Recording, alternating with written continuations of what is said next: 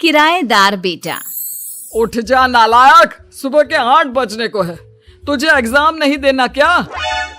थोड़ी देर और सोने दीजिए ना पापा। तू उठता या फिर मैं तेरे ऊपर पानी फेंकूं? रोज गधों की तरह सोता रहता है, पेपर की कोई टेंशन ही नहीं है। और एक हमारा समय था जब हम पेपर में फेल होने के डर से रात भर पढ़ा करते थे, सो ही नहीं पाते थे। तो क्या अब आप उसका बदला मुझसे लेंगे? मैं 15 मिनट बाद उठ जाऊंगा, आप प्लीज जाइए, मुझे डिस्टर्ब मत कीजिए। इतना कहकर रौनक रजाई ढककर फिर से सो जाता है। तू ऐसा नहीं मानेगा, रुक मैं अभी पानी लेकर आता हूं। बस फिर क्या था, इतना कहकर वो भागते हुए बाथरूम में जाते हैं और पानी की एक बड़ी सी बाल्टी लाकर रौनक के ऊपर फेंक देते हैं। पानी पड़ते ही रौनक झट से उठ जाता है। ये आपने क्या किया पापा? अब तो उठेगा नहीं तो यही करना पड़ेगा ना। वैसे थैंक्स डैड, आपके कारण ना अब मुझे नहाने की भी जरूरत नहीं पड़ेगी। चलिए अब आप माँ से बोलकर मेरे कपड़े निकलवा दीजिए, तब तक मैं ब्रश कर लेता हूँ। वैसे कल ना आप एक काम और करना, नहलाने के साथ साथ मुझे ब्रश भी करवा देना। ये ब्रश करने में ना मुझे बहुत आलस आता है। रौनक की बातों से अरविंद का मुंह खुला का खुला रह जाता है। वो अपनी पत्नी कमला के पास जाता है और रौनक की हरकतों के बारे में बताता है, जिसे सुन उसकी पत्नी हंसने लगती है। तुम अपने बेटे को समझाने के बजाय हंस रही हो। रौनक बच्चा है, धीरे धीरे सुधर जाएगा, आप क्यों उसके पीछे पड़े रहते हो? अभी नहीं सुधरेगा तो कब सुधरेगा? 10वीं क्लास में है रौनक, वो अब कोई बच्चा नहीं रहा।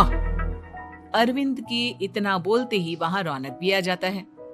क्या डैड, मैंने आपको एक काम दिया था, वो भी नहीं हुआ आपसे। अरे क्या हुआ बेटा? माँ, मैंने डैड से बोला था कि वो आपको बोलकर मेरे स्कूल की यूनिफॉर्म निकाल दे, लेकिन मेरे पीछे पड़ने के अलावा इनसे एक काम ढंग से नहीं होता। देख रही हो कमला, देख रही हो अपने लाडले को? अरे आप चुप रहिए जी। चलो बेटा, मैं तुम्हें कपड़े निकाल कर दे देती हूँ। बस ऐसे ही साल पर साल बीतते जाते हैं, लेकिन रौनक के रवैये में कोई बदलाव नहीं आता। वो पहले से भी ज्यादा आलसी और पूरी तरह अपने माता पिता पर निर्भर हो जाता है। 2 साल बाद पता नहीं कहाँ गायब रहता है पूरे दिन, अब तक तो आ जाना चाहिए था। अरे आप इतनी फिक्र क्यों कर रहे हैं उसकी? दोस्तों के साथ खेल रहा होगा, आ जाएगा अभी। ये कोई टाइम है खेलने का? 10 बजने वाले हैं, इतनी रात में कौन खेलता है? कमला कुछ कहती उससे पहले ही रौनक वहां आ जाता है। मम्मी जल्दी से खाना लगा दो, बहुत भूख लग रही है। तुम्हें तब तक खाना नहीं मिलेगा जब तक तुम बता नहीं देते कि इतनी रात गए कहां से आ रहे हो। ओ प्लीज डैड, अब आप एसी पे प्रद्युमन बनकर मेरे सर पर बंदूक लेकर मत बैठ जाना। अपनी फालतू की बकवास बंद कर और बता कहां से आ रहा है। माँ अब समझाइए ना डैड को। बता देना बेटा, इनको भी तसल्ली हो जाएगी। आप बोल रही हैं तो बता देता हूँ, मैं दोस्तों के साथ मूवी देखने गया था, इसलिए देर हो गई। तो इन सब चीजों में मेरे पैसे उड़ाता है? कभी 1 रुपया कमाने के बारे में सोचा है तूने? जब देखो हवा की तरह पैसे उड़ाता रहता है। माँ अब आप इन्हें चुप करा दीजिए, वरना ना मुझे गुस्सा आ जाएगा। अच्छा क्या कर लेगा? बता ना, क्या कर लेगा तू? वैसे बात तो ठीक ही है, मैं कर ही क्या सकता हूँ, पैसे तो फिर भी मैं आपसे ही मांगूंगा ना। चलिए अब ये सब बात छोड़िए और मम्मी मेरे लिए खाना लगा दीजिए। अभी लगा देती हूँ बेटा। मैं बता रहा हूँ कमला, एक दिन ये ऐसे ही बिगड़ जाएगा। ओफो, आप क्यों इतना पीछे पड़े रहते हो मेरे बच्चे के? बात की बाद में देखेंगे, अभी आप शांति से उसे खाना खाने देंगे। अगले दिन, डैडी मुझे 10,000 रुपए चाहिए। हाँ? अब इतने पैसे क्यों चाहिए तुझे? डैड आप बिना सवाल किए कभी पैसे नहीं दे सकते क्या? जब तक तू बताएगा नहीं तुझे पैसे भी नहीं मिलेंगे। अरे अब आप अपने बेटे को पैसे भी नहीं दे सकते? नालायक, तेरी उम्र के लोग नौकरी करते हैं और एक तू है जो नौकरी करने का नाम ही नहीं लेता कभी। आप लोगों के होते हुए भला मैं नौकरी क्यों करूं? अरे हम कब तक पैसे देंगे तुझे? तुझे भी तो अपने पैरों पर खड़ा होना होगा ना। कौन सा उधार के पैरों पर खड़ा हूं? अपने ही तो पैरों पर खड़ा हूं मैं। इसी तरह रौनक दिन प्रतिदिन लापरवाह होता जाता है। उसकी लापरवाही को देखते हुए अरविंद और कमला अपने बेटे की शादी कराने का फैसला लेते हैं और 1 महीने के अंदर अंदर ही रौनक की शादी मेघा नाम की लड़की से करा देते हैं। शादी के कुछ दिन बाद, रौनक, मुझे एक अच्छी सी साड़ी चाहिए, आप ला दोगी ना? हाँ, क्यों नहीं। कितने तक की आती है साड़ी? यही करीब 5,000 तक की। तुम चिंता मत करो, मैं आज ही डैडी से पैसे मांगकर तुम्हारे लिए साड़ी ले आऊंगा। आप कब तक ऐसे ही अपने पापा से पैसे मांगते रहेंगी? कोई अच्छी सी नौकरी क्यों नहीं कर लेते आप? अरे डैड के होते हुए मुझे नौकरी करने की जरूरत ही क्या है? पर आप ऐसे कब तक उनसे पैसे मांगते रहेंगे? कुछ आपको अपने दम पर भी तो करना होगा ना। अब तुम भी बाकी लोगों की तरह मुझे ज्ञान देना शुरू मत कर देना। साड़ी चाहिए ना तुम्हें, मिल जाएगी बस। इतना कहकर रौनक अपने पिता से पैसे मांगने चला जाता है। डैडी, मुझे 5,000 रुपया चाहिए। अब 5,000 क्यों चाहिए तुझे? वो मेघा को साड़ी चाहिए थी। अरविंद आगे बिना कुछ कहे चुपचाप उसे पैसे निकाल कर दे देता है। कुछ दिन बाद, तुम्हें नहीं लगता कमला, रौनक हम पर पहले से भी ज्यादा डिपेंड हो गया है? मुझे तो अब उसके भविष्य की चिंता होने लगी है। कल को हमें कुछ हो गया तो वो क्या करेगा? काश तुमने पहले ये सोच लिया होता तो आज हमारा बेटा इतना लापरवाह नहीं होता।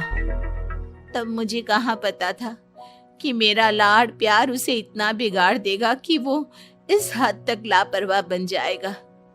कोई बात नहीं, अभी भी देर नहीं हुई।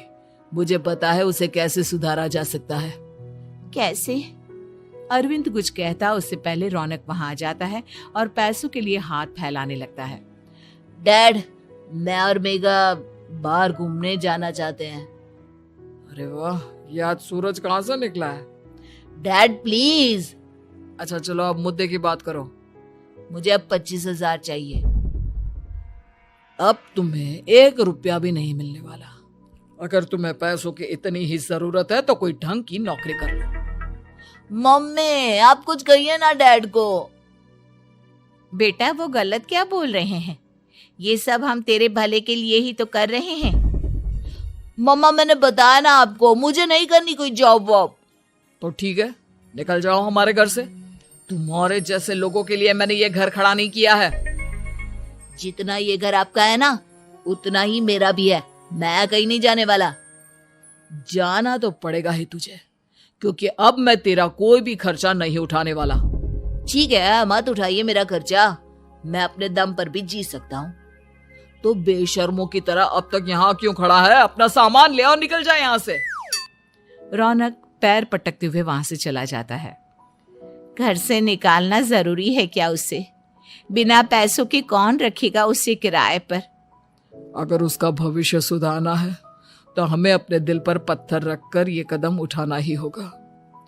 दोनों बात कर रहे होते हैं कि रौनक अपनी पत्नी के साथ एक बड़ा सा बैग लेकर घर से निकल जाता है, लेकिन घर से बाहर उसे कोई भी मुफ्त में अपने घर किराए पर नहीं रखता। अंत में थक हार कर वो फिर से अपने घर चला जाता है।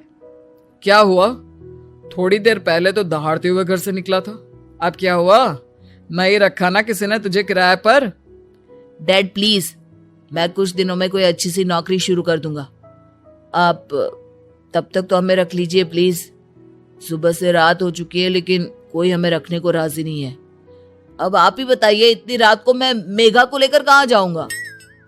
ठीक है ठीक है, बहू की वजह से मैं तुझे घर पर रख रहा हूँ, लेकिन तू इस घर में एक बेटे की नहीं बल्कि एक किराएदार की हैसियत से रहेगा। 3 महीने है तेरे पास। इन 3 महीनों के अंदर अंदर मुझे तेरी पहली तनख्वाह हाथ में चाहिए, समझ गया? पक्का डैड, इन 3 महीनों के अंदर अंदर तो कोई बढ़िया सी नौकरी ढूंढ ही लूंगा मैं। ऐसे ही धीरे धीरे समय बीतने लगता है और अरविंद के दिए 3 महीनों में से 2 महीने बीत चुके होते हैं। पापा जी ने हमें 3 महीने दिए थे, जिसमें से 2 महीने तो बीत चुके हैं। अब ये आखिरी महीना बचा है। अरे तुम चिंता मत करो, आज मेरा ना 2 जगह इंटरव्यू है, दोनों में से कहीं ना कहीं तो जॉब लगी जाएगी। अच्छा, all the best. Raunak interview के लिए निकल जाता है, जिसके बाद शाम में रौनक घर आता है। कैसा गया इंटरव्यू? आपकी नौकरी लगी या नहीं? अरे पहले सांस तो ले लेने दो अच्छे से। बताइए ना, मुझसे तो जरा भी इंतजार नहीं हो रहा है। वो दरअसल बात यह है कि मेरी नौकरी तो लग चुकी है, लेकिन पैसे बहुत कम है। कितने पैसे हैं? 15,000। इतने में अरविंद और कमला मिठाई का डिब्बा लेकर आ जाते हैं। बधाई हो बेटा। हम जानते थे तेरी जॉब जरूर लगेगी। लेकिन मेरी सैलरी बहुत कम है मम्मा। कम है तो क्या हुआ, धीरे धीरे बढ़ जाएगी। हाँ बेटा, हम तो बस चाहते थे कि तू अपने पैरों पर खड़ा हो जाए। मतलब अब आप मुझे घर से नहीं निकालेंगे? नहीं, ये सब हमने तुझे जिम्मेदार इंसान बनाने के लिए किया था। Thank you mummy papa. अगर आप दोनों ऐसा नहीं करते तो मुझे कभी अपनी जिम्मेदारियों का एहसास तक नहीं होता।